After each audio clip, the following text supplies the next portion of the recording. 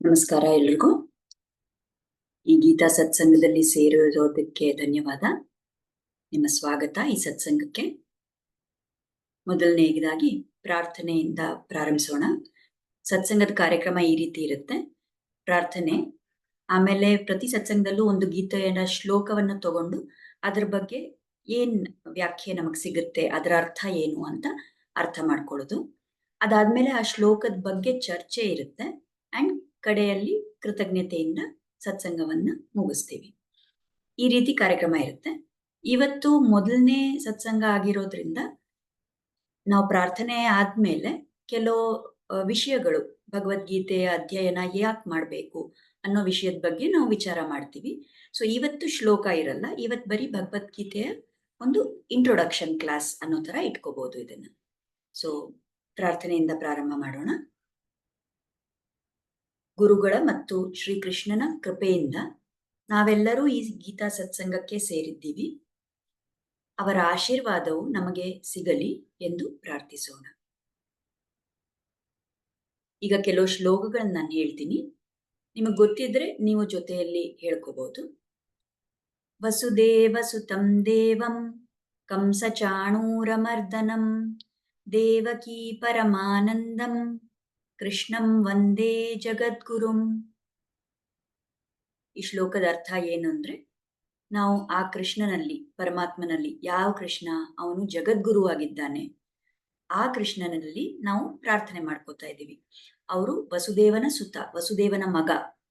ಕಂಸ ಚಾಣೂರ ಅಂತ ಘೋರವಾದ ರಾಕ್ಷಸರುಗಳನ್ನ ದಹನ ಮಾಡಿದ್ದಾನೆ. ದೇವಕಿಗೆ ಪರಮಾನಂದವನ್ನು ಕೊಟ್ಟಿದ್ದಾನೆ. ಅಂಥ ಕೃಷ್ಣ ಪರಮಾತ್ಮನ ಚರಣಗಳಲ್ಲಿ ನಾವು ಪ್ರಾರ್ಥನೆ ಮಾಡ್ಕೋತಾ ಇದ್ದೀವಿ. ಕೃಷ್ಣಾಯ ವಾಸುದೇವಾಯ ಹರಯೇ ಪರಮಾತ್ಮನೇ ಪ್ರಣತಃ ಕ್ಲೇಶನಾಶಾಯ ಗೋವಿಂದಾಯ ನಮೋ ನಮಃ. ಇದು ಒಂದು ಶ್ಲೋಕ ಕೃಷ್ಣನ ಬಗ್ಗೆ. ಈ ಕೃಷ್ಣನ್ ಬೇರೆ ಬೇರೆ ಹೆಸರುಗಳಿದೆ. ವಾಸುದೇವನಿಗೆ, ಹರಿಗೆ, ಇಂಥ ಹೆಸರಿರೋ ಈ ದೇವರಿಗೆ ನಾವು ನಮಸ್ಕಾರ ಮಾಡ್ತಾ ಇದ್ದೀವಿ. ಅವನು ನಮ್ಮ ಎಲ್ಲಾ ಕ್ಲೇಶಗಳನ್ನು ದೂರ ಮಾಡಬಲ್ಲ ಅಂಥ ಕೃಷ್ಣನಿಗೆ, ಅಂಥ ಗೋವಿಂದನಿಗೆ ನಾವು ನಮಸ್ಕಾರ ತಿಳಿಸ್ತಾ ಇದ್ದೀವಿ. ಇದಾದ್ಮೇಲೆ ವ್ಯಾಸದೇವರಿಗೆ ಒಂದು ಪ್ರಾರ್ಥನೆ, ವ್ಯಾಸ ಗುರುಗಳಿಗೆ ಒಂದು ಪ್ರಾರ್ಥನೆ. ಈ ವ್ಯಾಸರೇ ಈ ಮಹಾಭಾರತವನ್ನ ರಚಿಸಿದ್ದು. ಆ ಮಹಾಭಾರತದ ಭಾಗವಾಗಿ ಭಗವದ್ಗೀತೆ ಇದೆ. ಸೊ ನಾವು ಭಗವದ್ಗೀತೆಯ ಅಭ್ಯಾಸ ಮಾಡಕ್ ಪ್ರಾರಂಭ ಮಾಡುವಾಗ ವ್ಯಾಸರಿಗೂ ಕೂಡ ನಮ್ಮ ನಮಸ್ಕಾರಗಳನ್ನು ತಿಳಿಸ್ಕೋಬೇಕು.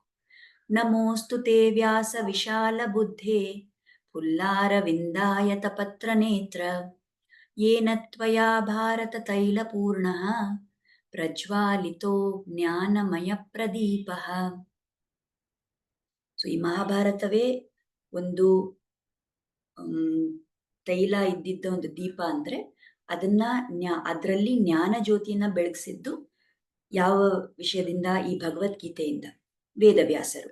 ಸೊ ಅವರಿಗೆ ನಾವು ನಮ್ಮ ನಮಸ್ಕಾರವನ್ನ ತಿಳಿಸ್ಕೊಂಡು ಪ್ರಾರಂಭ ಮಾಡೋಣ. ಇದಾದ್ಮೇಲೆ ನಾನು ನನ್ನ ಆಚಾರ್ಯರ ಶ್ಲೋಕ ಹೇಳ್ತೀನಿ. ನಿಮಗೆ ಯಾರಾದ್ರೂ ಗುರುಗಳಿದ್ದು ಆಚಾರ್ಯರಿದ್ರೆ ಅವರ ಶ್ಲೋಕವನ್ನ ನೀವು ಮನಸ್ಸಲ್ಲಿ ಹೇಳ್ಕೋಬಹುದು. ರಾಮಾನುಜದಯಾ ಪಾತ್ರಂ ಜ್ಞಾನ ವೈರಾಗ್ಯ ಭೂಷಣಂ ಶ್ರೀಮದ್ ವೆಂಕಟನಾಥಾರ್ಯಂ ವಂದೇ ವೇದಾಂತ ದೇಶಿಕಂ. ಯೋ ನಿತ್ಯಮಚ್ಯುತ ಪದಾಂಬುಜ ಯುಗ್ಮ ರುಗ್ಮ ವ್ಯಾಮೋಹತಸ್ತದಿತರಾಣಿ ತೃಣಾಯ ಮೇನೆ ಅಸ್ಮದ್ಗುರೋರ್ಭಗವತೋಸ್ಯ ದಯೈಕ ಸಿಂಧೋಃ ರಾಮಾನುಜಸ್ಯ ಚರಣೌ ಶರಣಂ ಪ್ರಪದ್ಯೆ. ಈ ಎರಡು ಶ್ಲೋಕಗಳನ್ನು ನಾನು ಹೇಳಿದ್ದು ಸ್ವಾಮಿ ವೇದಾಂತ ದೇಶಿಕರು ಮತ್ತೆ ಸ್ವಾಮಿ ರಾಮಾನುಜಾಚಾರ್ಯರ ಶ್ಲೋಕಗಳಿದ್ದು. ನಾನು ಶ್ರೀ ವೈಷ್ಣವ ಸಂಪ್ರದಾಯದ ಪ್ರಕಾರ ಆಧ್ಯಾತ್ಮಿಕ ಸಾಧನೆಯನ್ನ ಮಾಡ್ತಾ ಇದ್ದೀನಿ. ಅದರಿಂದ ಈ ಗುರುಗಳ, ಈ ಆಚಾರ್ಯರ ಶ್ಲೋಕವನ್ನು ನಾನು ಹೇಳಿದ್ದೀನಿ. ಈಗ ನಾವು ಈ ಭಗವದ್ಗೀತೆಯ ಏನೊಂದು ಈ ಸತ್ಸಂಗದಲ್ಲಿ ನಾವು ವ್ಯಾಖ್ಯಾನ ನೋಡ್ತೀವಿ, ಅದು ಕೂಡ ಈ ಇಬ್ಬರ ಆಚಾರ್ಯರು ಬರೆದಿರೋಂಥ ಭಾಷ್ಯ, ಅವರ ವ್ಯಾಖ್ಯಾನನೇ ನಾವು ಫಾಲೋ ಮಾಡ್ತೀವಿ. ಆದ್ರಿಂದ ಅವ್ರ ಚರಣಗಳಲ್ಲಿ ನಮಸ್ಕಾರವನ್ನು ತಿಳಿಸ್ತಾ ನಾವು ಮುಂದೆ ಹೋಗೋಣ.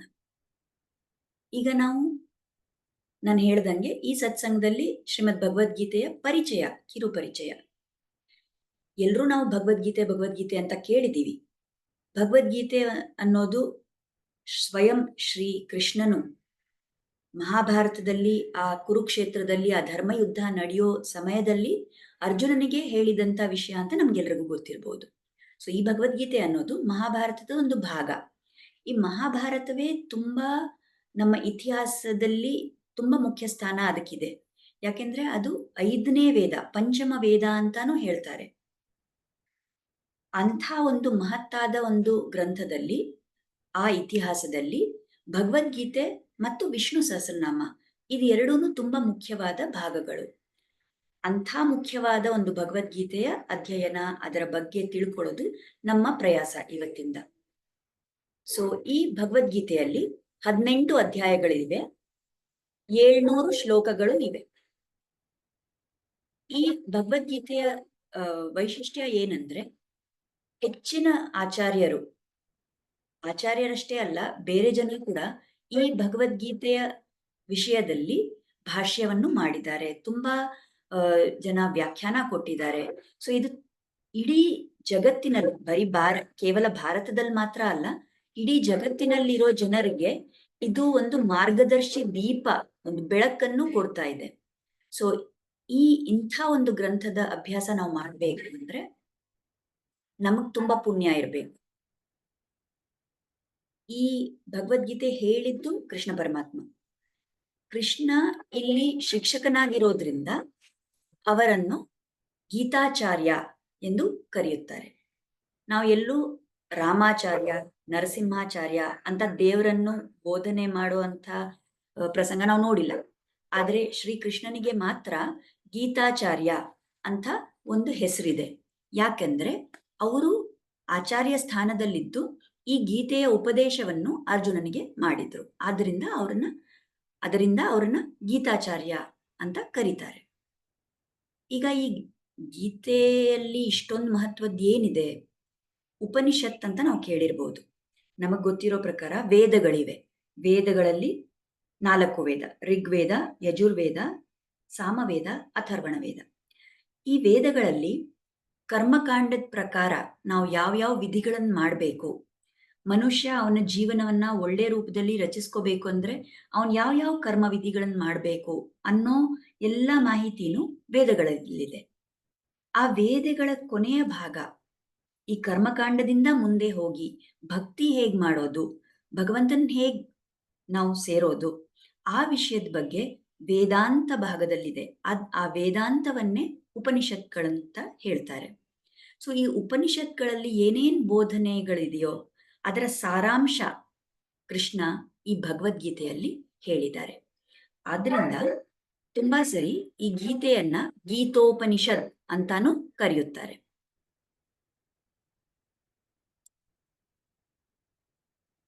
ಗೀತಾ ಧ್ಯಾನ ಶ್ಲೋಕ ಅಂತ ಒಂದಿದೆ.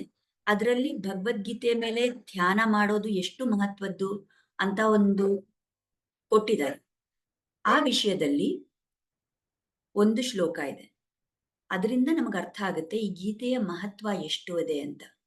ಸರ್ವೋಪನಿಷದೋ ಗಾವೋ ದೋಗ್ಧ ಗೋಪಾಲ ನಂದನ ಪಾರ್ಥೋ ವತ್ಸ ಸುಧೀರ್ ಭೋಕ್ತ ದುಗ್ಧಂ ಗೀತಾಮೃತಂ ಮಹತ್. ಎಲ್ಲಾ ಉಪನಿಷತ್ಗಳನ್ನು ನಾವು ಗೋವಾಗಿ ತಿಳಿದ್ರೆ ಹಾಲು ಕೊಡುವವನು ಗೋಪಾಲ ಅಂದ್ರೆ ಕೃಷ್ಣ, ನಂದನ ಮಗ, ಅವನು ಕೃಷ್ಣ. ಆ ಹಾಲು ಕುಡಿಯೋ ಕರು ಅಂದ್ರೆ ಪಾರ್ಥ ಅಂದ್ರೆ ಅರ್ಜುನ. ಆದ್ರೆ ಒಂದು ಹಸು ಹಾಲು ಕೊಟ್ಟಾಗ ಕರು ಮಾತ್ರ ಆ ಹಾಲನ್ನು ಕುಡಿಯೋಲ್ಲ ಅಲ್ವಾ? ಆ ಹಾಲಿನ ಲಾಭ ಬೇರೆ ಎಲ್ಲ ಇತರ ಜನಗಳಿಗೂ ಸಿಗುತ್ತೆ. ಅದೇ ತರ ಈ ಗೀತೆ ಅಂತ ಹಾಲು ಬಂದಿರೋದು, ಆ ಅಮೃತವಾದ ಹಾಲನ್ನು ಕುಡಿಯೋದು ಬುದ್ಧಿವಂತರು. ಸೊ ಯಾರ್ಯಾರು ಬುದ್ಧಿವಂತರಾಗಿದ್ದಾರೋ ಅವ್ರು ಖಂಡಿತ ಈ ಗೀತೆಯ ಜ್ಞಾನವನ್ನ ಲಾಭ ಪಡಿತಾರೆ. ಸೊ ನಾವು ಈ ತರ ನಾವು ಈ ಗೀತೆಯ ಅಮೃತವನ್ನ ಕುಡಿಯುವಂಥ ಜನ ಆಗಿ ನಾವು ಇದನ್ನ ತಿಳ್ಕೊಳ್ಳೋಣ. ಇವತ್ತಿಂದ ಪ್ರಾರಂಭ ಮಾಡೋಣ. ಗೀತೆಯನ್ನ ಕಲಿಯೋದು, ಗೀತೆಯಲ್ಲಿರುವ ಅರ್ಥಗಳನ್ನ ತಿಳ್ಕೊಳ್ಳೋದು, ಅದೆಲ್ಲ ನಮ್ಮ ಪ್ರಯತ್ನ ಇರಲಿ. ಈ ಗೀತೆ ಎಷ್ಟು ಮಹತ್ವದ್ದು, ಬೇರೆ ಎಷ್ಟೊಂದು ನಮಗೆ ಶಾಸ್ತ್ರಗಳಿದೆ, ಇತಿಹಾಸ, ಪುರಾಣ ಎಲ್ಲ ಇದೆ. ಅದ್ರ ಮಧ್ಯ ನಾವು ಗೀತೆಯನ್ನೇ ಯಾಕೆ ನಾವು ಇಲ್ಲಿ ಚೂಸ್ ಮಾಡಿದ್ದೀವಿ? ಯಾಕೆ ಈ ಗೀತೆ ಇಷ್ಟು ಮಹತ್ವದ್ದು ಅಂತ ಹೇಳೋದಕ್ಕೆ ಮಹಾಭಾರತದಲ್ಲಿ ಭೀಷ್ಮ ಪರ್ವದಲ್ಲಿ ಒಂದು ಶ್ಲೋಕ ಇದೆ. ಗೀತಾ ಸುಗೀತಾ ಕರ್ತವ್ಯ ಕಿಮನ್ಯೈಃ ಶಾಸ್ತ್ರವಿಸ್ತರೈಃ ಯಾ ಸ್ವಯಂ ಪದ್ಮನಾಭಸ್ಯ ಮುಖಪದ್ಮಾದ್ ವಿನಿಸೃತ. ಭಗವಾನ್ ಪದ್ಮನಾಭನ ಕಮಲ ತುಟಿಗಳಿಂದ ಬಂದಿರುವ ಗೀತೆಯನ್ನು ಮೀರಿ ಬೇರೆ ಯಾವ ಶಾಸ್ತ್ರಗಳನ್ನು ಅಧ್ಯಯನ ಮಾಡಬೇಕಾಗಿದೆ? ಈಗ ನಮಗೆಲ್ರಿಗೂ ಗೊತ್ತಿದೆ, ನಮ್ಮ ದೇಶದಲ್ಲಿ ನಮಗೆ ಗಂಗಾ ನದಿಗೆ ನಾವು ತುಂಬಾ ಮಹತ್ವ ಕೊಡ್ತೀವಿ. ಒಂದು ವೇಳೆ ಗಂಗಾ ಸ್ನಾನ ಮಾಡಿದ್ರೆ ನಮ್ಮೆಲ್ಲ ಪಾಪಗಳನ್ನು ಕಳಿಬಹುದು ಅಂತ ಹೇಳ್ತಾರೆ. ಆ ಗಂಗೆ ಅನ್ನೋಳು ಈ ಪದ್ಮನಾಭ, ನಿಮ್ಗೆಲ್ರಿಗೂ ಕಥೆ ಗೊತ್ತಿರ್ಬೋದು. ವಾಮನ ಅವತಾರದಲ್ಲಿ ದೇವ್ರು ಬಂದು ದೊಡ್ಡ ಒಂದು ಆಕಾರವನ್ನ ತಗೊಂಡ್ರು, ತ್ರಿವಿಕ್ರಮ ಅಂತ. ಆ ತ್ರಿವಿಕ್ರಮ ಪಾದ ಬ್ರಹ್ಮಲೋಕಕ್ಕೆ ತಲುಪ್ತು. ಆ ಪಾದ ಅಲ್ಲಿ ತಲುಪಿದಾಗ ಬ್ರಹ್ಮ ಅದಕ್ಕೆ ಪೂಜೆ ಮಾಡಿದ್ರು. ಆ ಬ್ರಹ್ಮ ಯಾವ ನೀರಿಂದ ಪೂಜೆ ಮಾಡಿದ್ರು ಪದ್ಮನಾಭನ ಪಾದಕ್ಕೆ, ಅದೇ ನೀರು ನಮ್ಮ ಭೂಲೋಕಕ್ಕೆ ಆಮೇಲೆ ಭಾಗೀರಥ ಅನ್ನೋ ಒಬ್ಬ ವ್ಯಕ್ತಿಯ ಪ್ರಯತ್ನದಿಂದ ಭೂಮಿಗೆ ಬಂದ್ಲು. ಸೊ ಗಂಗಾ ಅನ್ನೋಳು ದೇವರ ಪಾದ ಕಮಲಗಳಿಂದ ಬಂದಿರೋಳು. ಆ ಪಾದದಿಂದ ಬಂದಿದ್ದ ಈ ಗಂಗೆಗೆ ನಾವು ಇಷ್ಟು ಮಹತ್ವ ಕೊಡ್ತೀವಿ. ಪಾದದಿಂದ ಬಂದಿದ್ದ ಗಂಗೆ ಇಷ್ಟು ಮಹತ್ವಪೂರ್ಣ ಅಂದ್ರೆ, ಆ ಪದ್ಮನಾಭನ ಮುಖದಿಂದ, ಅವನ ಬಾಯಿನಿಂದ ಬಂದಿದ್ದ ಭಗವದ್ಗೀತೆಗೆ ಇನ್ನೆಷ್ಟು ಮಹತ್ವ ಇರ್ಬೋದು. ಸೊ ಈ ಒಂದು ಭಗವದ್ಗೀತೆಯ ಅಧ್ಯಯನ ನಾವು ಮಾಡಿದ್ರೆ, ಇದ್ರಲ್ಲಿ ಹೇಳ್ಕೊಟ್ಟಿರೋ ವಿಷಯಗಳನ್ನ ನಾವು ನಮ್ಮ ಜೀವನದಲ್ಲಿ ಅಳವಡಿಸ್ಕೊಂಡ್ರೆ ತುಂಬಾ ನಮ್ಮ ಜೀವನದಲ್ಲಿ ಉನ್ನತಿ ಹೊಂದಬಹುದು ನಾವು. ಈಗ ನಾವು ಎಲ್ಲರೂ ಮೊಬೈಲ್ ಫೋನ್ ಇಟ್ಕೊಂಡಿದ್ದೀವಿ, ಎಲ್ಲರೂ ಕನೆಕ್ಷನ್ ಇಟ್ಕೊಂಡಿದ್ದೀವಿ. ಅದರಲ್ಲಿ ನಾವು 4G 5G ಅಂತ ಎಲ್ಲ ಸ್ಪೀಡಲ್ಲಿ ನಮಗೆ ಎಲ್ಲ ಸಿಗ್ಬೋದು ಅಂತ ನಾವು ನೋಡ್ತೀವಿ. ಆ ಕನೆಕ್ಷನ್ ಇಂದ ನಮ್ಗೆ ಎಷ್ಟು ಒಂದು ಜೀವನದಲ್ಲಿ ಅನುಕೂಲ ಆಗಿದೆಯೋ ಅದಕ್ಕಿಂತ ಎಷ್ಟೋ ಪಟ್ಟು ಹೆಚ್ಚು ಅನುಕೂಲ ನಮಗೆ ನಾವು ಇವಾಗ ನಾನು ಹೇಳೋ ಈ 4G ಸಂಪರ್ಕ ನಾವು ಇಟ್ಕೊಂಡ್ರೆ ತುಂಬಾ ಮಹತ್ವ ಆಗುತ್ತೆ. ತುಂಬಾ ನಮ್ಮ ಜೀವನದಲ್ಲಿ ಲಾಭ ಪಡಿಬಹುದು ನಾವು. ಏನಿದು 4G? ಗೀತಾ ಗಂಗಾಚ ಗಾಯತ್ರಿ ಗೋವಿಂದೇತಿ ಹೃದಯ ಸ್ಥಿತೆ ಚತುರ್ಗಕಾರ ಸಂಯುಕ್ತ ಪುನರ್ಜನ್ಮನ ವಿದ್ಯತೆ. ಈ 4 ಗಕಾರಗಳನ್ನು ಯಾರು ಅವ್ರ ಹೃದಯದಲ್ಲಿ ಇಟ್ಕೋತಾರೋ, ಯಾವ್ದು ಈ 4 ಗಕಾರ? ಗೀತಾ, ಗಂಗಾ, ಗಾಯತ್ರಿ ಮತ್ತು ಗೋವಿಂದ. ಈ 4 ಗಕಾರಗಳನ್ನ ಯಾರು ತನ್ನ ಹೃದಯದಲ್ಲಿ ಒಳ್ಳೆ ರೀತಿಯಲ್ಲಿ ಸ್ಥಾಪಿಸ್ಕೊಳ್ತಾರೋ ಅವರಿಗೆ ಪುನರ್ಜನ್ಮ ಇಲ್ಲ. ನಾವು ಎಲ್ಲರೂ ಎಷ್ಟೋ ಜನ್ಮಗಳನ್ನು ತಗೊಂಡು ಈ ಭೂಮಿಗೆ ಬಂದು ಇಲ್ಲಿ ಕಷ್ಟಪಟ್ಟು ಸುಖಪಟ್ಟು ಇದೇ ಸಂಸಾರದ ಸಾಗರದಲ್ಲಿ ನಾವು ಮುಳುಗೋಗ್ತಾ ಇದ್ದೀವಿ.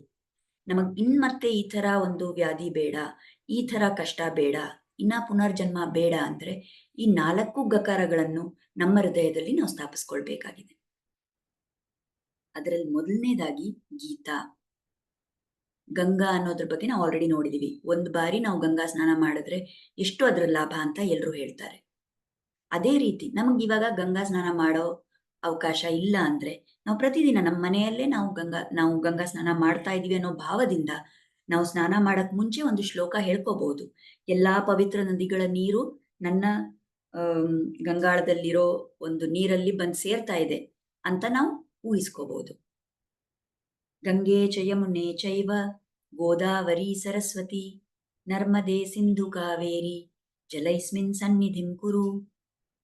ಈ ಎಲ್ಲಾ ನದಿಗಳ ನೀರು ನನಗೆ ಅದರ ಸಾನ್ನಿಧ್ಯ ಸಿಗಲಿ ಅಂತ ಪ್ರಾರ್ಥನೆ ಮಾಡಿಕೊಂಡು ನಾವು ಅದೇ ಭಾವದಿಂದ ಗಂಗಾ ಸ್ನಾನದ ಲಾಭವನ್ನ ದಿನನಿತ್ಯ ಪಡಿಬಹುದು.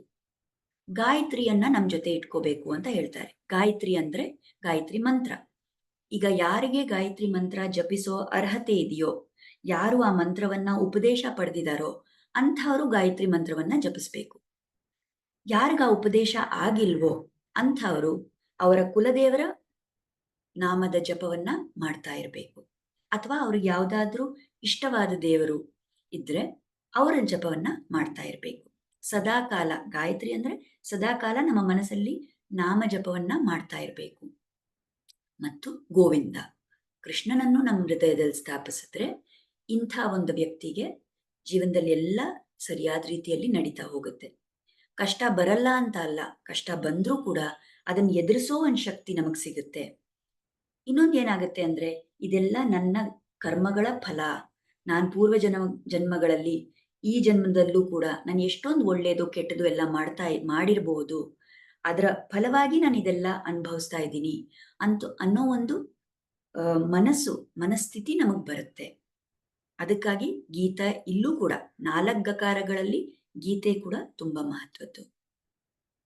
ಈಗ ನಾವು ಗೀತಾ ಅಧ್ಯಯನ ಮಾಡಿ ಯಾವ ತರ ನಮ್ಗದರಿಂದ ಲಾಭ ಸಿಗುತ್ತೆ? ಸೊ ನಾನು ಹೇಳ್ದಂಗೆ ನನ್ನ ಆಚಾರ್ಯರು ಸ್ವಾಮಿ ರಾಮಾನುಜಾಚಾರ್ಯರು, ಅವರ ಆಚಾರ್ಯರು ಸ್ವಾಮಿ ಯಾಮುನಾಚಾರ್ಯರು. ಅವರು ಗೀತಾರ್ಥ ಸಂಗ್ರಹ ಅಂತ ಒಂದು ಗೀತೆಯ ಸಾರಾಂಶದ ರೂಪದಲ್ಲಿ ಒಂದು ಗ್ರಂಥ ಬರೆದ್ರು. ಆ ಗೀತಾ ಸಂಗ್ರಹದಲ್ಲಿ ಅವರು ಈ ಶ್ಲೋಕ ಹೇಳಿದ್ದಾರೆ: ಸ್ವಧರ್ಮ ಜ್ಞಾನ ವೈರಾಗ್ಯ ಸಾಧ್ಯ ಭಕ್ತೈಕ ಗೋಚರ ನಾರಾಯಣ ಪರಂ ಬ್ರಹ್ಮ ಗೀತಾಶಾಸ್ತ್ರೇ ಸಮೀರಿತಃ. ಯಾರು ತನ್ನ ಮತ್ತು ತನ್ನ ಸ್ವಾಮಿಯ ಬಗ್ಗೆ ಸಂಪೂರ್ಣ ಜ್ಞಾನದಿಂದ, ತನ್ನ ಸ್ವಾಮಿ ಅಂದ್ರೆ ಪರಮಾತ್ಮ ಶ್ರೀಕೃಷ್ಣ, ಯಾರು ತನ್ನ ಮತ್ತು ತನ್ನ ಸ್ವಾಮಿಯ ಬಗ್ಗೆ ಸಂಪೂರ್ಣ ಜ್ಞಾನದಿಂದ ವೈರಾಗ್ಯದಿಂದ ತನ್ನ ನಿಗದಿತ ಕರ್ತವ್ಯವನ್ನು ನಿರ್ವಹಿಸುತ್ತಾನೋ ಅವನು ಭಕ್ತಿಯೋಗದ ಹಂತವನ್ನು ತಲುಪ್ತಾನೆ. ಭಕ್ತಿಯೋಗದಿಂದ ಒಬ್ಬರು ನಾರಾಯಣನನ್ನು ಮೆಚ್ಚಿಸಬಹುದು ಮತ್ತು ಅವನನ್ನು ತಲುಪಬಹುದು. ಈಗ ನಮಗನ್ಸ್ಬೋದು, ನಾರಾಯಣನ್ ಮೆಚ್ಚಿಸೋ ಅವಶ್ಯಕತೆ ಏನಿದೆ? ಆಚಾರ್ಯರು ಹೇಳ್ತಾರೆ, ನಾವು ಮಾಡೋ ಪಾಪ ಪುಣ್ಯ ಅನ್ನೋದು ಯಾವ ರೀತಿ ಪರಿಗಣಿಸಲಾಗ್ತೆ? ನಾವು ಮಾಡಿದ್ದೊಂದು ವೇದಗಳಲ್ಲಿ ಶಾಸ್ತ್ರಗಳಲ್ಲಿ ಹೀಗೆ ಮಾಡು ಅಂತ ಹೇಳಿರುವಾಗ ಆ ಕಾರ್ಯವನ್ನು ನಾವು ಮಾಡಿದಾಗ ಭಗವಂತ ಅದರಿಂದ ಸಂತೋಷ ಪಡ್ತಾನೆ. ಅವನ್ ಮುಖೋಲ್ಲಾಸಕ್ಕಾಗಿ ನಾನು ಆ ಕಾರ್ಯ ಮಾಡಿದಾಗ ಅದು ನನಗೆ ಪುಣ್ಯವನ್ನ ಕೊಡುತ್ತೆ. ಭಗವಂತ ಸಂತೋಷ ಪಟ್ಟ ಅಂದ್ರೆ ನನಗದು ಪುಣ್ಯ ಲೆಕ್ಕ ಸೇರುತ್ತೆ. ಶಾಸ್ತ್ರದಲ್ಲಿ ಏನ್ ಮಾಡಬಾರ್ದು ಅಂತ ಹೇಳಿದಾರೋ ಅದನ್ನ ನಾನು ಮಾಡಿದ್ರೆ ಭಗವಂತನಿಗೆ ದುಃಖ ಆಗುತ್ತೆ. ಆ ದುಃಖವೇ ನನ್ನ ಪಾಪ. ಸೊ ನನ್ನ ಜೀವನದಲ್ಲಿ ಪುಣ್ಯ ಪಾಪ ಈ ಎರಡರಲ್ಲೂ ಪಾಪ ಕಡಿಮೆ ಆಗ್ಬೇಕು, ಪುಣ್ಯ ಹೆಚ್ಚುತ್ತಾ ಹೋಗ್ಬೇಕು. ಈ ತರ ಇರುವಾಗ ಯಾವ ಕಾರ್ಯಗಳಿಂದ ಭಗವಂತ ಸಂತೋಷ ಪಡ್ತಾನೋ ಅಂಥದನ್ನ ಮಾಡಿದ್ರೆ ನನ್ನ ಉನ್ನತಿ ಆಗುತ್ತೆ. ಯಾವ ಕಾರ್ಯದಿಂದ ಭಗವಂತ ದುಃಖ ಪಡ್ತಾನೋ ಅಂಥ ಕಾರ್ಯಗಳನ್ನ ನಾನು ಮಾಡಿದಾಗ ನಾನು ಅಧೋಗತಿಗೆ ಹೋಗ್ತೀನಿ. ಅದರಿಂದ ನಾವು ಶ್ರೀಮನ್ ನಾರಾಯಣನ್ನ ನಾವು ಮೆಚ್ಚಿಸ್ಬೇಕು. ಮತ್ ದೇವ್ರು ಮೆಚ್ಚಿದಾಗ, ಭಗವಂತ ನಮ್ಮ ಕಾರ್ಯಗಳಿಂದ ಖುಷಿ ಪಟ್ಟಾಗ ಅವನ ಆಶೀರ್ವಾದ ನಮ್ಮ ಮೇಲೆ ಇರುತ್ತೆ. ಅವನ ಆಶೀರ್ವಾದ ಒಂದ್ ಸಿಕ್ಕಿದ್ಮೇಲೆ ನಾವು ಬೇರೆ ಇನ್ನೇನ್ ಬೇಕಾಗಿದೆ ಈ ಜೀವನದಲ್ಲಿ? ಬೇರೆ ಎಲ್ಲಾನು ಸರಿಯಾದ ರೀತಿಯಲ್ಲಿ ನಡೆಯುತ್ತೆ. ಅದಕ್ಕಾಗಿ ನಾವು ಭಗವಂತನ ಆಶೀರ್ವಾದ ಪಡೆಯೋದು ತುಂಬಾ ಮುಖ್ಯ. ಸೊ ಈ ಆಶೀರ್ವಾದ ಪಡಿಬೇಕಂದ್ರೆ ನಾವು ಏನ್ ಮಾಡ್ಬೇಕು? ಭಗವಂತನಿಗೆ ಸಂತೋಷ ಆಗೋ ರೀತಿಯಲ್ಲಿ ನಾವು ನಡ್ಕೋಬೇಕು. ಅದ್ರಲ್ಲಿ ಏನಾಗಿದೆ? ಅದ್ರಲ್ಲಿ ಯಾವ ತರ ನಾವು ನೋಡ್ಬೇಕು, ಯಾವ ತರ ನಾವು ಕಾರ್ಯಗಳನ್ನ ಮಾಡ್ಬೇಕು? ಸಂಪೂರ್ಣವಾದ ಜ್ಞಾನದಿಂದ. ಈಗ ನಾನೊಂದು ಭಗವಂತನಿಗೆ ಒಂದು ಮಾಲೆ ಮಾಡಿ ಹಾಕ್ಬೇಕು. ಅವಾಗ ನಾನು ಯಾವುದೋ ವಿಚಾರ ಇಟ್ಕೊಂಡು ನಾನು ಆ ಮಾಲೆ ತೋರಿಸಿದ್ರೆ ಅವಾಗ ಅದರಲ್ಲಿ ಜ್ಞಾನ ಇಲ್ಲ. ನಾನು ಈ ಮಾಲೆಯನ್ನ ಭಗವಂತನಿಗಾಗಿ ಮಾಡ್ತಾ ಇದ್ದೀನಿ ಅನ್ನೋ ಒಂದು ಜ್ಞಾನ ಇಟ್ಕೊಂಡು ನಾನು ಆ ಕಾರ್ಯ ಮಾಡಿದಾಗ ಅಲ್ಲಿ ಜ್ಞಾನ ಬಂತು. ಅದು ಬರೀ ಕರ್ಮ ಅಲ್ಲ, ಅದು ಜ್ಞಾನ ಬಂತು. ವೈರಾಗ್ಯದಿಂದ ಅಂದ್ರೆ ಅದ್ರ ಮೇಲೆ, ಆ ಕಾರ್ಯದ ಮೇಲೆ ಒಂದು ವ್ಯಾಮೋಹ ಇಟ್ಕೊಂಡು ಇದು ನಾನ್ ಮಾಡ್ತಾ ಇರೋದು, ಕರ್ತೃತ್ವ ಭಾವ ಇಲ್ಲದೆ ಮಾಡೋ ಕಾರ್ಯಕ್ಕೆ ವೈರಾಗ್ಯದಿಂದ ಮಾಡಿದೀವಿ. ಅದ್ರ ಮೇಲೆ ಒಂದು ವ್ಯಾಮೋಹ ಇಲ್ಲದೆ, ಅದ್ರ ಮೇಲೆ ಒಂದು ಅಟ್ಯಾಚ್ಮೆಂಟ್ ಇಲ್ಲದೆ ನಾವು ಮಾಡ್ತೀವಲ್ಲ, ಅದು ವೈರಾಗ್ಯದಿಂದ ಮಾಡಿದ ಕಾರ್ಯ. ಮತ್ತೆ ನಮಗ್ ಯಾವ ಕರ್ತವ್ಯ ಇದೆ? ನಮ್ಮ ಜೀವನದಲ್ಲಿ ನಾವು ಯಾವ ಆಶ್ರಮದಲ್ಲಿದ್ದೀವಿ, ನಾವು ಗೃಹಸ್ಥರು, ನಮ್ಮ ಕರ್ತವ್ಯ ಏನು? ಎಲ್ಲರಿಗೂ ನಾವು ಸಹಾಯ ಮಾಡಬೇಕು. ನಾವು ಧಾರ್ಮಿಕ ರೀತಿಯಲ್ಲಿ ಹಣ ಸಂಪಾದನೆ ಮಾಡಿ ಅದರಿಂದ ನಮ್ಮ ಜೀವನವನ್ನು ನಡೆಸಬೇಕು. ಮತ್ತೆ ಸುತ್ತಮುತ್ತ ಇರೋ ಜನಕ್ಕೂ ನಾವು ಸಹಾಯ ಮಾಡಬೇಕು. ಈ ರೀತಿ ನಮ್ಮ ಕರ್ಮವನ್ನ ಕರೆಕ್ಟಾಗಿ ಸರಿಯಾದ ರೀತಿಯಲ್ಲಿ ನಾವು ಮಾಡ್ಕೊಂಡು ಹೋದಾಗ ಭಗವಂತ ಸಂತೋಷ ಪಡ್ತಾನೆ. ಸೊ ಈ ಜೀವನದಲ್ಲಿ ನಾವು ನಮ್ಮ ಜೀವನ ನಡೀತಾ ಇರುವಾಗ ನಮಗೊಂದು ಉತ್ತಮವಾದ ಜೀವನ ಬೇಕು ಅಂದ್ರೂ ನಮಗ್ ಗೀತೆ ಬೇಕು, ಭಗವಂತ ಬೇಕು. ಮತ್ ಈ ಪ್ರಪಂಚದಿಂದ ಮುಂದೆ ಹೋಗಕ್ಕೆ, ಈ ಜನ್ಮ ಆಯ್ತು, ಈ ಆತ್ಮ ಬಂದು ಈ ಶರೀರವನ್ನ ಬಿಡ್ತು, ಮುಂದೆ ಯಾವ ಗತಿ ಅದು ಹೊಂದುತ್ತೆ, ಅದು ಒಳ್ಳೆ ಗತಿಗೆ ಹೋಗ್ಬೇಕು, ಮುಂದೆ ಇನ್ನ ಒಳ್ಳೆ ಜನ್ಮ ಸಿಕ್ಬೇಕು, ಅಥವಾ ಜನ್ಮಾನೇ ಇಲ್ಲದೆ ಮೋಕ್ಷ ಸಿಕ್ಕಿ ಭಗವಂತನ ಚರಣಗಳಲ್ಲಿ ಲೀನ ಆಗ್ಬೇಕು ಅಂದ್ರೂ ಕೂಡ ನಮಗ್ ಭಕ್ತಿ ಬೇಕು. ಆ ಭಕ್ತಿಯಿಂದನೇ ನಾವು ಅಲ್ಲಿ ಹೋಗ್ಬೋದು. ಅದಕ್ಕಾಗೂ ನಮ್ಗೆ ಗೀತೆ ಬೇಕು. ಬಹಳಷ್ಟು ಸರಿ ನಮ್ಗೆ ಅನ್ಸುತ್ತೆ ನಮ್ಮ ಜೀವನದಲ್ಲಿ ತುಂಬಾ ನಮಗ್ ಕಷ್ಟ ಇದೆ, ನಮಗ್ ಸಮಸ್ಯೆಗಳಿವೆ ಅಂತ. ಈ ಸಮಸ್ಯೆಗಳನ್ನ ನಾವು ದೂರ ಮಾಡ್ಬೇಕು, ನಮ್ಗಿರೋ ಕಷ್ಟ ಎಲ್ಲ ನಾಶ ಆಗ್ಬೇಕು ಅಂದ್ರೆ ನಾವು ಸರಿಯಾದ ದಾರಿಯಲ್ಲಿ ನಮ್ಮ ಜೀವನ ನಡ್ಸ್ಕೊಂಡು ಹೋಗ್ಬೇಕು. ನೀವು ಗಮನಿಸಿರ್ಬೋದು, ತುಂಬಾ ಸರಿ ನಮಗ್ ಬರೋ ಕಷ್ಟಗಳು ಇತರರಿಂದ ಇರಲ್ಲ, ನಮ್ಮಲ್ಲಿ ಇರೋ ದೋಷಗಳಿಂದಾನೇ ನಮಗ್ ಕಷ್ಟಗಳು ಬರ್ತಾ ಇರುತ್ತೆ. ನಾವು ಅದನ್ನ ಗಮನಿಸ್ಕೊಳ್ಳೋದಿಲ್ಲ. ಕಷ್ಟ ಬಂದಿದ ತಕ್ಷಣ ಅವರಿಂದ ಬಂತು, ಇವರಿಂದ ಬಂತು, ಅವ್ರು ಹಂಗ್ ಮಾಡಿದ್ರು, ಇವ್ರು ಹಂಗ್ ಮಾಡಿದ್ರು ಅಂತ ಹೇಳ್ತೀವಿ ಹೊರತು ನನ್ನ ಯಾವ ಪಾತ್ರ ಇದೆ ಅಲ್ಲಿ ಅನ್ನೋದು ನಾವು ನೋಡಲ್ಲ. ಆದ್ರೆ ನಾವು ಸರಿಯಾದ ಒಂದು ಆಲೋಚನೆ ಮಾಡಿದ್ರೆ ಬಹಳಷ್ಟು ಸರಿ ನಮ್ಮ ಷಡ್ರಿಪುಗಳಿಂದ, ನಮ್ಮ ಷಡ್ಬೈರಿಗಳಿಂದ, ಕೇಳಿರ್ಬೋದು ನೀವು ಈ ವರ್ಡ್ಸ್ನ, ಕಾಮ, ಕ್ರೋಧ, ಲೋಭ, ಮೋಹ, ಮದ, ಮಾತ್ಸರ್ಯ, ಈ ಷಡ್ಬೈರಿಗಳು, ಇದರಿಂದಾನೇ ನಮಗ್ ಜೀವನದಲ್ಲಿ ಕಷ್ಟ ಬರ್ತಾ ಇರುತ್ತೆ. ಇತರರಲ್ಲಿರೋ ದೋಷ ನೋಡೋದು ಆಮೇಲೆ, ನಾವು ಯಾರು ಅಲ್ಲ ಬೇರೆಯವರಲ್ಲಿ ದೋಷ ಕಂಡು ಹಿಡಿಯೋದಕ್ಕೆ. ನನ್ನಲ್ಲಿ ಯಾವ ದೋಷ ಇದೆ, ನಾನು ಅದನ್ನ ಯಾವ ರೀತಿ ಸರಿಪಡಿಸ್ಬೋದು, ನನ್ನಲ್ಲಿ ದೋಷ, ಈ ಕಾಮ, ಕ್ರೋಧ, ಲೋಭ ಇತ್ಯಾದಿಗಳು ಬಹಳಷ್ಟು ಜನ್ಮದಿಂದ ಬಂದಿದೆ. ಅದು ವಾಸನಾ ರೂಪದಲ್ಲಿ ತುಂಬಾ ಡೀಪ್ ಆಗಿ ನಮ್ಮಲ್ಲಿ ಒಂದು ಸಂಸ್ಕಾರಗಳಾಗಿರೋದು. ಅದನ್ನ ನಾವು ಅದರ ಏನೊಂದು ನಮ್ಮ ಪ್ರಭಾವ ಇದೆ ನಮ್ಮ ಜೀವನದಲ್ಲಿ, ಅದನ್ನ ನಾವು ತೆಗಿಬೇಕು ಅಂದ್ರೆ ತುಂಬಾ ಕಷ್ಟಪಡ್ಬೇಕಾಗಿದೆ.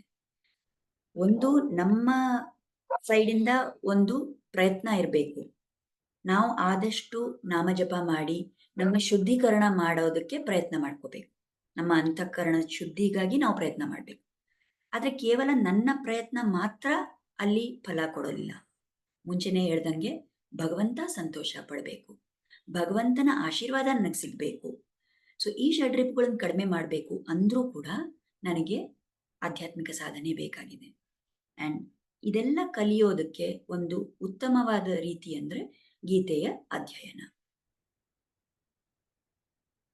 ನಾವು ಭಗವದ್ಗೀತೆ ಅಧ್ಯಯನ ಮಾಡ್ತಾ ಮಾಡ್ತಾ ಅದನ್ನ ನಾವು ಕಲಿತಾ ಅದರ ಅರ್ಥ ನಾವು ತಿಳ್ಕೊಂಡು ನಮ್ಮ ಜೀವನದಲ್ಲಿ ಅದನ್ನ ಪ್ರಾಕ್ಟಿಕಲ್ ಆಗಿ ನಾವು ಅಳವಡಿಸ್ಕೊಳ್ಳೋಕೆ ಶುರು ಮಾಡಿದಾಗ ನಮಗೇನಾಗುತ್ತೆ ಅಂದ್ರೆ, ಎಲ್ಲರಲ್ಲೂ ಇದೇ ಭಗವಂತ ಇದ್ದಾನೆ, ನಾನು ಹೇಗೊಂದು ಜೀವಾತ್ಮ ಆ ಪರಮಾತ್ಮನ ಅಂಶವನೋ ಅದೇ ರೀತಿ ನನ್ನ ಸುತ್ತು ಇರುವ ಎಲ್ಲಾ ಜನರು ಕೂಡ, ಎಲ್ಲಾ ಪ್ರಾಣಿಗಳು ಕೂಡ, ಎಲ್ಲಾದ್ರಲ್ಲೂ ಕೂಡ ಭಗವಂತ ಇದ್ದಾನೆ.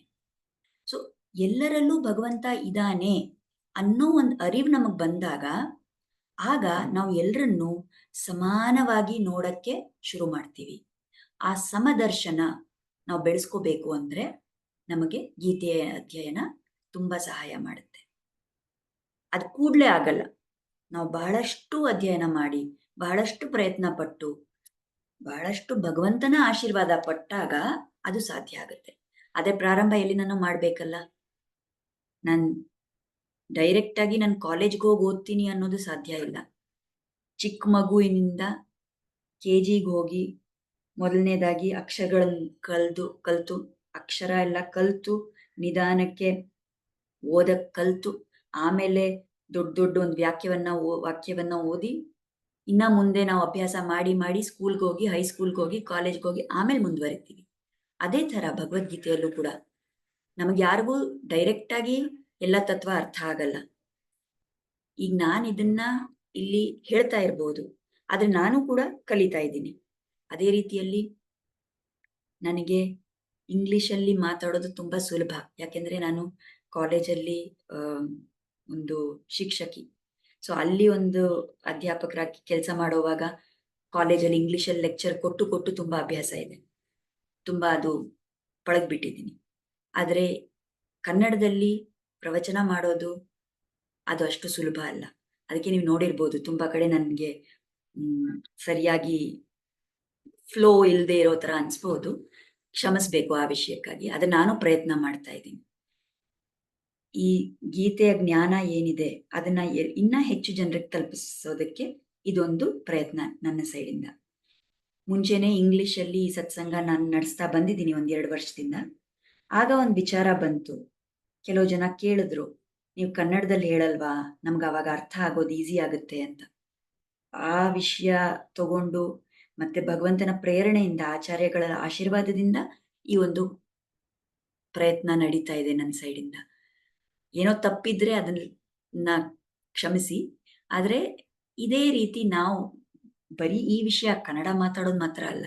ಈ ಭಗವದ್ಗೀತೆಯ ವಿಷಯವೇ ಕೂಡ ನಾನು ಅದನ್ನ ಕಲಿತಾ ಇದ್ದೀನಿ.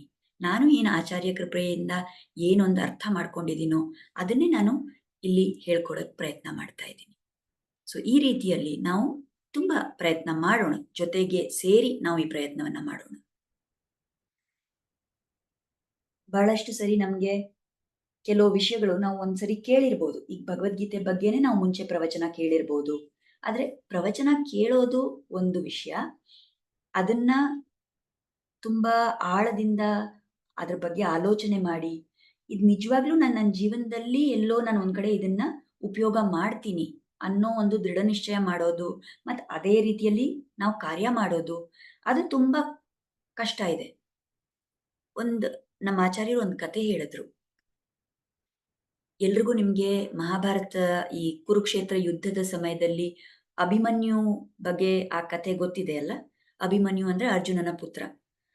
ಅಭಿಮನ್ಯು ಆ ಚಕ್ರವ್ಯೂಹದ ಒಳಗೆ ಹೋಗಿ ತುರುಕ್ಸ್ಕೊಂಡ. ಆದ್ರೆ ಅವನಿಗೆ ಹೊರಗಡೆ ಬರಕ್ ಗೊತ್ತಾಗ್ಲಿಲ್ಲ. ಮತ್ತೆ ಕೌರವರೆಲ್ಲ ಅಲ್ಲಿ ಸುತ್ತಮುತ್ತ ಬಂದ್ಬಿಟ್ರು. ಆ ಛೇದ ಏನಿತ್ತು ಅಲ್ಲಿ ಒಳಗ್ ಹೋಗಕ್ ಬೇರೆ ಪಾಂಡವರಿಗೆ ಬಿಡ್ಲಿಲ್ಲ. ಸೊ ಅಭಿಮನ್ಯು ಒಬ್ನೇ ಅಲ್ಲಿ ಸಿಕ್ಕಾಕೊಂಡ. ಎಲ್ಲಾ ಕೌರವರು ಸೇರಿ ಆ ಒಂದ್ ಅಭಿಮನ್ಯು ವಿರುದ್ಧ ಹೋರಾಟ ಮಾಡಿದ್ರು. ಅವರಲ್ಲಿ ಯುದ್ಧ ಮಾಡಿದ್ರು.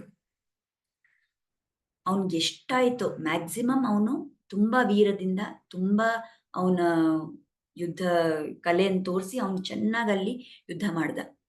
ಆದ್ರೆ ಕಡೆಗೆ 4-5 ಜನ ಸೇರಿ ಆ ಅಭಿಮನ್ಯುವನ್ನ ಕೊಂದ್ಬಿಟ್ರು. ಧರ್ಮದ ವಿರುದ್ಧವಾಗಿ ಯುದ್ಧ ಮಾಡಿ, ಆ ಪುಣ್ಯ ಕುರುಕ್ಷೇತ್ರ ಧರ್ಮಕ್ಷೇತ್ರದಲ್ಲಿ ಧರ್ಮದ ವಿರುದ್ಧವಾಗಿ ಯುದ್ಧ ಮಾಡಿ ದ್ರೋಣಾಚಾರ್ಯರು, ದುರ್ಯೋಧನ, ಕರ್ಣ ಇಂಥವರೆಲ್ಲ ಸೇರಿ ಆ ಅಭಿಮನ್ಯುವನ್ನ ಕೊಲೆ ಮಾಡಿದ್ರು. ಸೊ ಆ ಇದು ನಡೆದಾಗ, ಆ ಘಟನೆ ನಡೆದಾಗ ಅರ್ಜುನನಿಗೆ ತುಂಬಾ ಕೋಪ ಬರುತ್ತೆ. ಅವನೊಂದು ಪ್ರತಿಜ್ಞೆ ತಗೋತಾನೆ. ಅದೆಲ್ಲ ನಮ್ಗೆ ಈ ವಿಷಯ ಎಲ್ಲ ಗೊತ್ತು. ಆದ್ರೆ ಆ ಪ್ರತಿಜ್ಞೆ ಎಲ್ಲ ತಗೊಂಡು ಅದೆಲ್ಲ ಆಗಕ್ ಮುಂಚೆ ಅಭಿಮನ್ಯು ಸತ್ ಹೋದ ಅನ್ನೋ ದುಃಖಕ್ಕೆ ಅರ್ಜುನ ಕೂತ್ಕೊಂಡು ತುಂಬಾ ದುಃಖ ಪಡ್ತಾ ಇರ್ತಾನೆ. ಅಯ್ಯೋ ನನ್ ಮಗ ಎಷ್ಟು ವೀರವಾಗಿದ್ದ, ಎಷ್ಟು ಶೌರ್ಯದಿಂದ ನಡ್ಸ್ಕೊತಾ ಇದ್ದ, ಎಷ್ಟ್ ಚೆನ್ನಾಗ್ ಅವ್ನು ಯುದ್ಧ ಮಾಡ್ತಾ ಇದ್ದ, ಅಯ್ಯೋ ನನ್ ಮಗ ಹೋದ್ನಲ್ಲ, ಇವ್ರು ಈ ತರ ಅನ್ಯಾಯವಾಗಿ ಕೊಂದ್ಬಿಟ್ರಲ್ಲ ಅಂತ ತುಂಬಾ ದುಃಖ ಪಡ್ತಾ ಇದ್ದ. ಈಗ ಈ ಅಭಿಮನ್ಯು ವಧ ನಡೆದಿದ್ದು ಯುದ್ಧದ ಮಧ್ಯದಲ್ಲಿ. ಅದಕ್ ಮುಂಚೆನೆ, ಯುದ್ಧ ಪ್ರಾರಂಭ ಆಗಕ್ ಮುಂಚೆನೆ ಕೃಷ್ಣ ಭಗವದ್ಗೀತೆಯನ್ನ ಅರ್ಜುನನಿಗೆ ಉಪದೇಶ ಮಾಡಿದ್ದ. ಕರೆಕ್ಟಾ?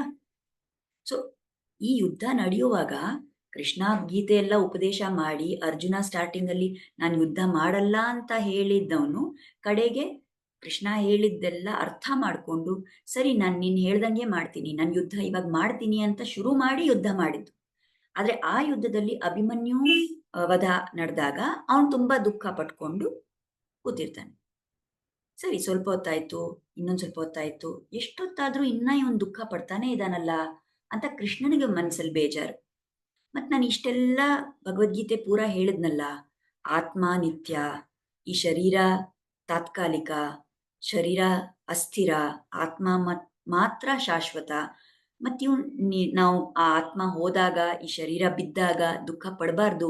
ಇದೆಲ್ಲ ನಾನು ಎಷ್ಟೊಂದು ಹೇಳ್ಕೊಟ್ನಲ್ಲ ಈ ಅರ್ಜುನನ್ಗೆ, ಯಾಕೆ ಇವ್ನು ಹಿಂಗ್ ಬೇಜಾರ್ ಮಾಡ್ಕೊತಾ ಇದ್ದಾನೆ ಅಂತ ಕೃಷ್ಣನ್ ಮನ್ಸಲ್ಲಿ. ಸೊ ಕೃಷ್ಣ ಅರ್ಜುನ ಹತ್ರ ಹೋಗ್ಬಿಟ್ಟು ತಾನು ಜೋರಾಗಿ ಅಳಕ್ ಶುರು ಮಾಡ್ತಾರೆ. ಆಗ ಅರ್ಜುನಂಗೆ ಶಾಕ್ ಆಗುತ್ತೆ. ಅರ್ಜುನ ಕೇಳ್ತಾನೆ, ಏನ್ ಕೃಷ್ಣ ನೀನ್ ಯಾಕೆ ಹಿಂಗ್ ಅಳ್ತಾ ಇದೀಯಾ? ಅವಾಗ ಕೃಷ್ಣ ಹೇಳ್ತಾನೆ ಅರ್ಜುನ್ಗೆ, ಇಲ್ಲ ಅರ್ಜುನ, ನಿನ್ಗೆ ಇಷ್ಟೆಲ್ಲ ನಾನು ಉಪದೇಶ ಮಾಡ್ದೆ, ಇಷ್ಟೆಲ್ಲ ನಾನು ನಿನ್ಗೆ ಹೇಳ್ಕೊಟ್ಟೆ, ಆದ್ರೂ ಕೂಡ ನೀನು ಅದನ್ನೆಲ್ಲ ಮರ್ತ್ಬಿಟ್ಟು ಒಂದು ಒಂದು ಪರಿಸ್ಥಿತಿ ನಿನ್ ಜೀವನದಲ್ಲಿ ಬಂದಾಗ, ಈ ಘಟನೆ ನಡೆದಾಗ ನೀನ್ ಇಷ್ಟೆಲ್ಲ ಬೇಜಾರ್ ಮಾಡ್ಕೊಂಡು ಅದ್ರಿಂದ ಹೊರಗ್ ಬರಕ್ಕೆ ನಿನ್ಗೆ ಆಗ್ತಾ ಇಲ್ವಲ್ಲ, ಅದಕ್ ನನಗ್ ದುಃಖ ಆಗ್ತಾ ಇದೆ, ಅದಕ್ ನಾನು ಅಳ್ತಾ ಇದ್ದೀನಿ ಅಂದ ಕೃಷ್ಣ. ಸೊ ನಾವು ಕೂಡ ಈ ಅರ್ಜುನನ್ ತರ, ಈಗ ಈ ಇಡೀ ಭಗವದ್ಗೀತೆ ಉಪಯೋಗನೂ ಅರ್ಜುನಂಗ್ ಮಾತ್ರ ಇರ್ಲಿಲ್ಲ, ನಮಗೆಲ್ಲಾನು ಇದೆ. ಯಾಕೆಂದ್ರೆ ಅರ್ಜುನ ಮಾಡಿದ್ದು ಧರ್ಮಯುದ್ಧ ಅಲ್ಲಿ ಕುರುಕ್ಷೇತ್ರದಲ್ಲಿ. ನಮ್ ದಿನನಿತ್ಯ ಜೀವನದಲ್ಲೇ ನಮಗೆ ಎಷ್ಟೊಂದು ಯುದ್ಧಗಳಿದೆ ಇಲ್ಲ, ಪುಟ್ಟ ಪುಟ್ಟ ಒಂದು ಯುದ್ಧ. ಅದರಲ್ಲಿ ನಾವು ಕೂಡ ಅರ್ಜುನನ್ ತರ ಹತಾಶವಾಗ್ತೀವಿ. ನಾವು ಕೂಡ ಅರ್ಜುನನ್ ತರ ನನ್ನ ಕೈಲಿದು ಆಗಲ್ಲ ಅಂತ ಅನ್ಕೊಂಡ್ಬಿಡ್ತೀವಿ. ನಾವು ಕೂಡ ಅರ್ಜುನನ್ ತರ ದುಃಖ ಪಡ್ತೀವಿ. ಅರ್ಜುನ ಒಂದು ಬಾರಿ ಗೀತೆ ಸ್ವಯಂ ಕೃಷ್ಣನ ಪದ್ಮನಾಭನ ಮುಖದಿಂದ ಕೇಳಿದ್ರೂ ಕೂಡ ಅವನ್ಗದ್ ಮರ್ತ್ ಹೋಗಿ ಅವ್ನು ಮುಳುಗೋಗ್ಬಿಟ್ಟ ಸಂಸಾರದಲ್ಲಿ. ಮತ್ ನಾವ್ ಯಾರು ಅರ್ಜುನನ್ ತರ ಇಲ್ಲ, ನಮ್ಗೆ ಅಷ್ಟೆಲ್ಲ ಕೆಪಾಸಿಟಿ ಇಲ್ಲ ಅಲ್ವಾ? ಅರ್ಜುನನ್ ತರ ನಾವು ರತಿ ಮಹಾರಥಿ ಎಲ್ಲ ಇಲ್ಲ, ಅಷ್ಟೊಂದು ವೀರ್ಯ ಶೌರ್ಯ ಎಲ್ಲ ನಮಗಿಲ್ಲ, ಅಷ್ಟೊಂದು ಒಂದು ಕ್ಷಮತೆ ಕೂಡ ನಮ್ಮಲ್ಲಿಲ್ಲ. ನಾವು ಮಾಮೂಲಿ ಸಾಮಾನ್ಯ ಜನರು. ನಮಗ್ ಒಂದ್ಸರಿ ನಾವು ಎಲ್ಲೋ ಭಗವದ್ಗೀತೆ ಕೇಳ್ಬಿಟ್ರೆ, ಒಂದ್ಸಲಿ ಎಲ್ಲೋ ನಾವು ಪ್ರವಚನ ಕೇಳ್ಬಿಟ್ರೆ, ನಾವು ಖಂಡಿತ ಅದನ್ನ ಮರ್ತೇ ಹೋಗ್ತೀವಿ. ನಮಗದ್ ಜ್ಞಾಪಕ ಇಟ್ಕೊಂಡು ನಮ್ ಜೀವನದಲ್ಲಿ ಒಂದು ಕಷ್ಟದ ಪರಿಸ್ಥಿತಿ ಬಂದಾಗ ನಮ್ಗೆ ಭಗವದ್ಗೀತೆ ಎಷ್ಟು ನೆನಪು ಬರುತ್ತೆ. ಅದರಿಂದಲೇ ನಾವು ಪುನಃ ಪುನಃ ಇದನ್ನ ಕೇಳಬೇಕು. ನಾವು ಮುಂಚೆ ಕೇಳಿದ್ರೂ ಕೂಡ ಇದನ್ನ ಮತ್ತೆ ಮತ್ತೆ ಕೇಳಬೇಕು. ಕೇಳಿ ಆದಷ್ಟು ಸರಿ ಕೇಳಿ ಆ ವಿಚಾರಗಳನ್ನ ನಮ್ಮಲ್ಲಿ ಒಂದು ಸಂಸ್ಕಾರ ಮಾಡ್ಕೋಬೇಕು. ನಾವು ನಮ್ಮ ಒಳಗಿನ ಮನಸ್ಸಲ್ಲಿ, ನಮ್ಮ ಅಂತಃಕರಣದಲ್ಲಿ ಅದೊಂದು ತುಂಬಾ ಡೀಪ್ ಆಗಿ ಒಂದು ಸಂಸ್ಕಾರ ಆಗ್ಬೇಕು. ಅದಾದಾಗ್ಲೇ ನಾವು ಅದ್ರ ಪ್ರಕಾರ ನಮ್ಮ ಜೀವನವನ್ನ ನಡೆಸ್ಕೊಳಕ್ ಶುರು ಮಾಡ್ತೀವಿ. ಸೊ ನಾವು ಮುಂಚೆ ಕೇಳಿರ್ಬೋದು, ಕೇಳದೇ ಇದ್ದಿರ್ಬೋದು, ಆದ್ರೆ ಈ ಸರಿ ನಮ್ಮ ಮನಸ್ಫೂರ್ತಿ ಅದರಲ್ಲಿ ಹಾಕಿ ಭಗವಂತನಲ್ಲಿ ಪ್ರಾರ್ಥನೆ ಮಾಡಿಕೊಂಡು, ಕೃಷ್ಣ ನಿನ್ನ ಕೃಪೆಯಿಂದಾನೇ ನನಗಿದು ಅರ್ಥ ಆಗ್ಲಿ, ಕೃಷ್ಣ ನಿನ್ನ ಕೃಪೆಯಿಂದ ನಾನು ಇದನ್ನ ನನ್ನ ಜೀವನದಲ್ಲಿ ಅಳವಡಿಸ್ಕೊಳ್ಳೋ ಅಂತ ಕ್ಷಮತೆ ನನಗೆ ಬರಲಿ ಅಂತ ಪ್ರಾರ್ಥನೆ ಮಾಡಿನೇ ನಾವು ಈ ಒಂದು ಪ್ರಯತ್ನವನ್ನ ಆರಂಭ ಮಾಡೋಣ. ಸೊ ಇವತ್ತು ನಾವು ಭಗವದ್ಗೀತೆಯ ಪರಿಚಯವನ್ನ ತಗೊಂಡಿದ್ದೀವಿ, ಸ್ವಲ್ಪ ಅದ್ರ ಬಗ್ಗೆ ತಿಳ್ಕೊಂಡಿದ್ದೀವಿ. ಮುಂದಿನ ಸತ್ಸಂಗದಿಂದ ನಾವು ಆಕ್ಚುಯಲ್ ಭಗವದ್ಗೀತೆ ಅರ್ಜುನ ವಿಷಾದ ಯೋಗ ಮೊದಲನೇ ಅಧ್ಯಾಯ ಅಲ್ಲಿಂದ ಶುರು ಮಾಡೋಣ. ಸೊ ಈಗ ಇಲ್ಲಿ ನಾವು ನಿಲ್ಲಿಸೋಣ. ಅದಕ್ಕೆ ಮುಂಚೆ ಕೃತಜ್ಞತೆಯನ್ನ ಸಲ್ಲಿಸೋಣ. ಈ ಸತ್ಸಂಗವನ್ನು ಪ್ರಾರಂಭಿಸಲು ಮತ್ತು ಸೇರಲು ನಮ್ಮನ್ನು ಪ್ರೇರೇಪಿಸಿದ ಶ್ರೀಕೃಷ್ಣ ಮತ್ತು ಶ್ರೀ ಗುರುಗಳ ಚರಣಗಳಲ್ಲಿ ಕೃತಜ್ಞತೆಯನ್ನು ಸಲ್ಲಿಸೋಣ. ಅವರ ಆಶೀರ್ವಾದ, ಅವರ ಅನುಗ್ರಹ ಸದಾ ನಮ್ಮ ಮೇಲೆ ಇರಲಿ ಅಂತ ಪ್ರಾರ್ಥಿಸೋಣ. ನಮಸ್ಕಾರ. ನನ್ನ ಹೆಸರು ಅನ್ಸೂಯ ಕಾಶಿ ಅಂತ. ನಾನು ವಿವೇಕಾನಂದ ಫಾರ್ಮಸಿ ಕಾಲೇಜಲ್ಲಿ ಅಸಿಸ್ಟೆಂಟ್ ಪ್ರೊಫೆಸರ್ ಆಗಿ ಒಂದು ಸೇವೆ ಮಾಡ್ತಾ ಇದ್ದೀನಿ. ಈ ಸತ್ಸಂಗ ಕನ್ನಡದಲ್ಲಿ ಮಾಡೋದಕ್ಕೆ ನನಗೆ ಸಹಾಯ ಮಾಡಿದ್ದು ನನ್ನ ಜೊತೆಯಲ್ಲಿ ಕೆಲಸ ಮಾಡೋ ಶ್ರೀಮತಿ ಮಮತಾ ಅವರು ಹಾಗೂ ನನ್ನ ಪೂರ್ವ ವಿದ್ಯಾರ್ಥಿ ಕುಮಾರಿ ಉಷಾ ಅನ್ನೋಳು. ಅವ್ರಿಗೂ ಕೂಡ ನಾನು ನನ್ನ ಕೃತಜ್ಞತೆಯನ್ನ ತಿಳಿಸ್ಕೊತಾ ಇದ್ದೀನಿ.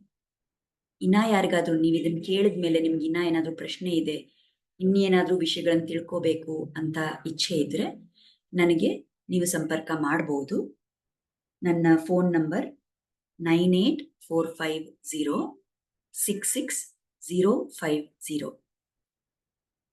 ಈ ನಂಬರಲ್ಲಿ ನನಗೆ ಸಂಪರ್ಕ ಮಾಡಿದ್ರೆ ನಿಮ್ಗೇನಾದ್ರೂ ಶಂಕೆಗಳಿದ್ರೆ, ಡೌಟ್ಸ್ ಇದ್ರೆ ಅದರ ಬಗ್ಗೆ ನಾವು ಮಾತಾಡ್ಬೋದು. ಇದನ್ನ ಕೇಳಿದ್ದಕ್ಕೆ ತುಂಬಾ ಧನ್ಯವಾದ. ಮತ್ತೆ ಮುಂದಿನ ಸತ್ಸಂಗದಲ್ಲಿ ಸಿಗೋಣ. ನಮಸ್ಕಾರ.